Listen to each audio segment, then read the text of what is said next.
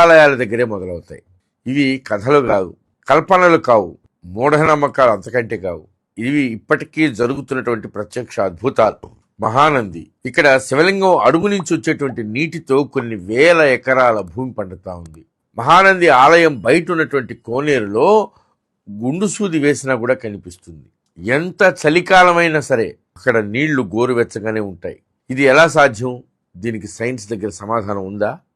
లేదు. ప్రకాశం జిల్లా పొన్నలూరు మండలం కే అగ్రహారం కాశీ విశ్వేశ్వరాలయం.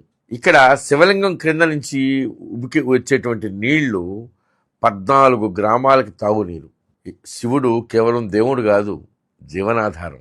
ఆదిలాబాద్ జిల్లాలో శ్రీ బుగ్గ రామేశ్వరాలయం. శివలింగం నుంచి వచ్చేటువంటి నీరు ప్రవహిస్తుంది. శివలింగం నుంచి బుగ్గ అంటే ఊట వస్తుంది. శివలింగం నుంచి ఇక్కడ శివుడు నీటి బుగ్గగా ఊటగా మారాడు.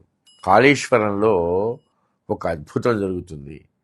కాళేశ్వరం దేవాలయంలో నంది ఉత్తరాయణంలో ఉత్తరముఖంగా, దక్షిణాయనంలో దక్షిణముఖంగా తిరుగుతాడు. రాయి కదులుతుందా, లేకపోతే కాలమే కదపుతా ఉందా?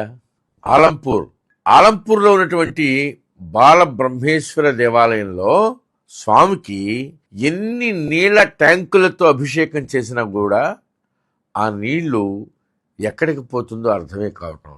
ఇప్పటికి కూడా ఎవరికి తెలియదు.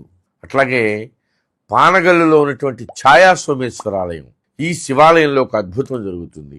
ఇక్కడి శివలింగం పైన నీడ పడుతూ ఉంటుంది.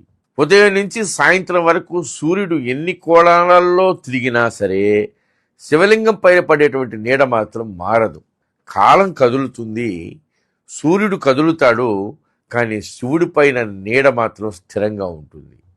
అది ఎక్కడి నుంచి వచ్చి పడతా ఉందో ఆ నీడ ఇప్పటికీ ఎవరూ చెప్పలేకుండా ఉన్నారు. ఇది నమ్మకం కాదు, ఇది ఇప్పటికీ కనిపించేటువంటి ఒక అద్భుతం. అలాగే కీసరగుట్ట శివాలయం. ఇక్కడ ఒకే కొండపైన వందల సంఖ్యలో స్వయంభూ శివలింగాలు కనిపిస్తాయి. వాటిని ఎవరు అక్కడ ప్రతిష్ఠించాలా, ఎక్కడి నుంచి వచ్చాయో తెలియదు. భూమే శివలింగాలని తనకు తానుగా బయటికి వెలికి తీసింది. ఇక వరంగల్లో ఉన్నటువంటి 1000 స్తంభాల గుడి. 1000 స్తంభాల గుడిలో సంగీతం పలికేటువంటి స్తంభాలు. అట్లాగే అక్కడ ఉన్నటువంటి రాతి నందిని మీటితే కంచు శబ్దం వస్తుంది.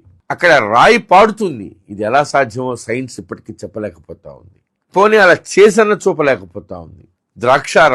ద్రాక్షారామంలో ఉదయం సాయంత్రం సూర్యకిరణాలు నేరుగా శివలింగం పైన పడతాయి. ఇక భీమవరంలో సోమేశ్వరుడు. ఈ సోమేశ్వర స్వామి దేవాలయంలో ఉన్నటువంటి సోమేశ్వరుడు అమావాస్యకి నల్లగా, పౌర్ణమికి తెల్లగా మారతాడు. చూడండి అద్భుతం. శివుడు